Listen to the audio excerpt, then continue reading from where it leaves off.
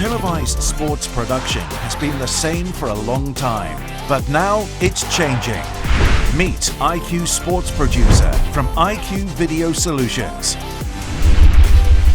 With the power of artificial intelligence, professional productions can now be created without an on-site camera crew and thus at a fraction of the cost.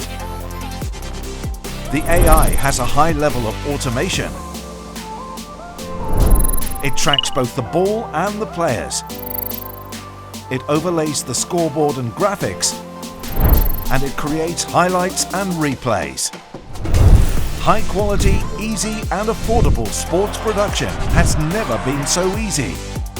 Tap into new possibilities with IQ Sports Producer from IQ Video Solutions. Well, I'd like to thank you and welcome everyone to our seminar today, which we're going to be talking about AI, artificial intelligence in the broadcast world. First of all, a big thank you to EBU for letting us be a part of this production technology seminar for 2021. By way of introduction, my name is Mark Andrews. I'm the Global Sales Manager here at Mobile Viewpoint / IQ Video Solutions. Michel? Hi, I'm Michel Weiss, the Managing Director of Mobile Viewpoint, and I'm here together with Mark to talk with you about the use of AI in broadcast. Sure. So AI, it's not new, it's not a new technology, is it? But it's certainly groundbreaking in what we're doing these days. But to put everything in context, perhaps, Michel, it's worth you just talking a bit about the history of Mobile Viewpoint. As one of the founders, it's just celebrated its 10-year anniversary. Yeah, we just celebrated our 10-year anniversary during IBC time normally.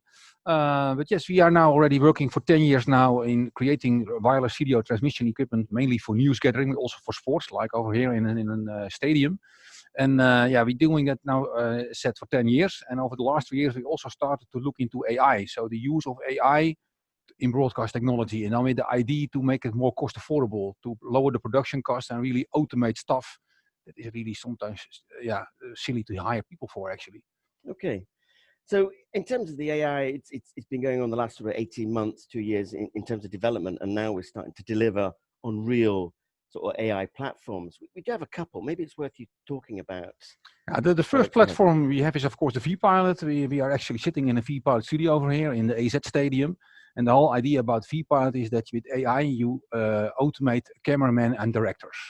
And with the help of AI, we can recognize people in the studio. We can actually see where they are. We can actually see their head and automatically control PTZ cameras to really make the right shots every time, independent of the size or the position of the person sitting in the studio. Yeah. And in fact, here, it's sort of a relatively new setup for us. Here, AZ, one of the sort of premier football clubs in the Netherlands, and we have the football pitch behind us, which hopefully everyone can see. So I guess the idea is for AZ, at least, they can now make low-cost productions, but without the need of a camera team. There's no on-site director. The AI is driving the cameras, it's driving the production, everything. Yeah. Yeah, with AZ, they don't have really a production department, so they make videos, of course, for the websites and their streaming channels, but they don't really have a camera crew in the house. So now they can use this studio without the need of a camera crew. So they can now do professional presentations for their inside university, as they call it, but also for the New Year's speech from the director, for example. So they can really do now more professional the things they already did, but without the need of really a camera crew. Okay. And in fact, for the audience, what we have in front of us is actually a 5-camera setup. We have 3D sensors above, and then we actually have a server local running, which is the AI, which is the brain, which is taking care of all the camera, and what the director would normally doing is all being taken care of on a server. So the second platform we have, in fact, at the beginning of this, we showed a little promotional video which showing the sports production. Michel, perhaps it's worth talking about what that enables. Yeah, it's the IQ Producer Solutions, Mark. It's our automatic sports production solution. And then we really use, actually we call it a panoramic camera. So we have a camera that contains of multiple 4K cameras that are stitched together, that you get a complete panorama of a complete pitch. That can be soccer, but also volleyball, handball, floorball, ice hockey. And then using AI technology, we cut out from that panorama actually the real camera. So we do like a real cameraman look for the ball or the puck, and they really cut out from this panorama video a square that contains the real camera. And when you look at it, it looks like you're watching a normal cameraman actually following the play. Only in this time it's totally done digital, and we're using AI really to find the players, to find the ball or puck, or really the subject you need. So it is a large part is AI, but there is also a small part that we call rule-based. So when you have soccer, everybody is in front of the goal, it will be a free kick, then you automatically zoom out that you see all the people. You find with AI the players, but then you manually, or actually by rule say, you zoom out. Okay, so what's that enabling that perhaps you couldn't do before? Now, what it really enables is that you can also broadcast now matches that you normally did not do in the past because the production costs were too high. So if you take, for example, AZ, they have a 90-year-old team, so they're just below the professionals, and they play also their matches. And sometimes they are broadcasted on YouTube or Facebook, but most time it isn't. But now with this AI technology, you can do it every match. And also you can do trainings. You can also record training matches and use them for internal evaluation, for example. And I'm guessing things like the Women's League, that sort of stuff, where in the past it was almost too cost prohibitive to live stream. Now as a platform with AI, it just becomes more cost effective. They can start doing things that just previously they could not do. Yeah, so it is not that you really replace existing production teams in this case, you really add on. So you do now more soccer content in this case, or other sports content that you didn't do in the past because the production costs were too high.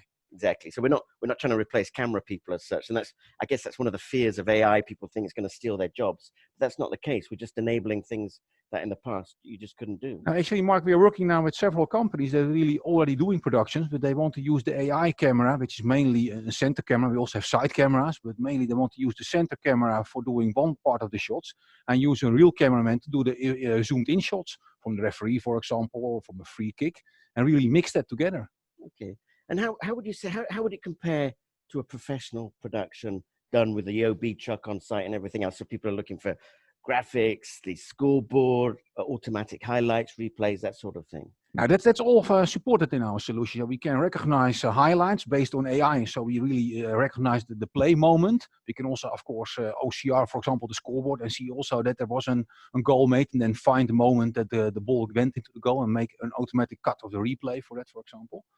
And that's one of the features that it really brings as well, like normal. But of course, what AI cannot recognize is, for example, is a real discussion between players, for example, about an injury or something. That's something we cannot see. Then, of course, the AI will zoom out a bit and will stay focused on the players, but it will not zoom in on the injury, for example. Sure. So, but still. Yeah, but when you look at it, Mark, it really looks really good. Yeah. And if you are not a professional director, then you won't notice the difference. If you're a real professional director, you, of course, see that the AI sometimes takes shortcuts. Yeah. But if you are not used to it, and of course, we're talking about matches that are not viewed by millions of people. We're talking about matches that normally watched by 2,000-3,000 people on Facebook or YouTube. But it's still a very interesting group, most time big fan base of your club. Absolutely. So, and also, as well as the AI, you do have the option of doing manual streams as well. So if you really want, and you can do everything remotely, of course. Yes, you can just using also the AI to more just send over fixed shots, or zoomed in shots from the goal, and then you remotely you cut between the different streams coming from the AI solution. So you have that option as well. So traditionally it was ball games where we follow the action of the balls and the players, but where's the future going? I mean, is it just ball games now? No, we're also doing now horses, Mark, and also we do velodrome cycling. So really following cyclists who are racing in this velodrome type of stuff. So those groups and those, I don't know the exact naming for how they do it, but you know the cycling guys. Sure. We can follow those as well. And actually we can also follow individual cyclists because we recognize their colors and their positions, and we can also now follow individual cyclists as well. So being AI, I guess you then just have to train the system what is a horse and what is a bicycle, and then just enable the system to follow those. Yeah, so it's one thing, it's recognizing horses and cyclists, and the next thing is, of course, that you make the real nice camera movement. That has nothing to do with AI, that's more that you tune the system to make a nice, smooth move of the camera. But really, it all starts with recognizing horses, people, riders, autos, cars. Yeah, and as a summary, we're sort of creating those professional productions, but at a cost which is lower than traditional productions, and that is ultimately the point. Yeah, and we see, of course, there is a huge requirement for people having more and more content on their streaming channels. This is the ideal solutions, and with our own 50 frames, 60 frames panoramic camera, we can also really create content for high frame rate television productions, actually. Okay. Well, maybe as a summary, we should just talk about our own camera that we've developed. Obviously, in the past, a lot of AI solutions who are using panoramic cameras, they tend to be security cameras. They're low frame rate. They're not really broadcast quality. So as a company, we've built our own X-Cam, haven't we, Michel? Yeah, we built our what we call the X-Cam. That's actually the same concept as a security camera, but with higher quality sensors from Sony in this case, and also with different lenses. You can actually also zoom in, zoom out, so we can really adapt the panorama of the pitch depending on the location where you are. And yeah, do the same concept, but at a higher quality and at a higher frame rate. Okay, fantastic. Well, I think that probably summarizes what we're doing. We're going to have a Q&A session now as well. So if you've got questions, then feel free to ask. And on that note, I would just like to thank everyone for joining us today. And if you wish to get in touch with us, please send us an email. Our email is sales@mobileviewpoint.com. If you've got any projects, questions, inquiries, then please don't hesitate to contact us. Many thanks for joining us and stay safe.